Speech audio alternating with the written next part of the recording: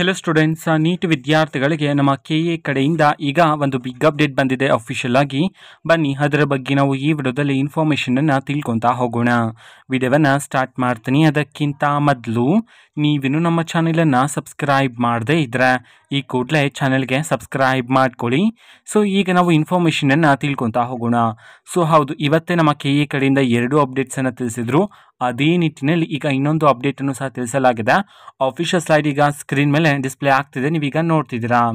Actually ನವೀಕರಣಕ್ಕೆ ಸಂಬಂಧಪಟ್ಟಂತೆ ಈ ಹಿಂದಿನ ಅಪ್ಡೇಟನ್ನು ತಿಳಿಸಿದ್ರು, 3ನೇ ಸುತ್ತಿನ ನವೀಕರಣಕ್ಕೆ ಸಂಬಂಧಪಟ್ಟಂತೆ. ಆ್ಯಂಡ್ ಅಗೇನ್ ಇನ್ನೊಂದು ಅಪ್ಡೇಟನ್ನು ಸಹ ತಿಳಿಸಿರ್ತಕ್ಕಂಥದ್ದು ಸೇಮ್ ಅಪ್ಡೇಟೇ, ನವೀಕರಣಕ್ಕೆ ಸಂಬಂಧಪಟ್ಟಂತೆ. ಆ್ಯಂಡ್ ಸ್ವಲ್ಪ ಚೇಂಜಸ್ ಆದರೆ ಆಗಿದೆ, ನೀವೀಗ ಸ್ಕ್ರೀನ್ ಮೇಲೆ ನೋಡ್ತಿದ್ದೀರಾ.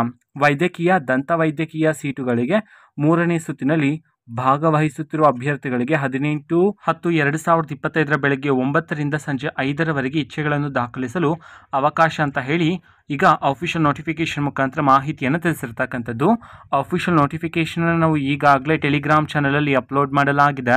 ಟೆಲಿಗ್ರಾಮ್ ಚಾನಲ್ ಲಿಂಕನ್ನು ಡಿಸ್ಕ್ರಿಪ್ಷನ್ ಬಾಕ್ಸಲ್ಲಿ ಕೊಟ್ಟಿರ್ತೀನಿ, ಕ್ಲಿಕ್ ಮಾಡಿಬಿಟ್ಟು ಅಲ್ಲಿರುವ ಅಫಿಷಿಯಲ್ ನೋಟಿಫಿಕೇಶನ್ನ ನೀವೀಗ ತಿಳ್ಕೊಬೋದಾಗಿರುತ್ತೆ. ಇದು ಇವತ್ತಿನ ಒಂದು ವಿಡಿಯೋ.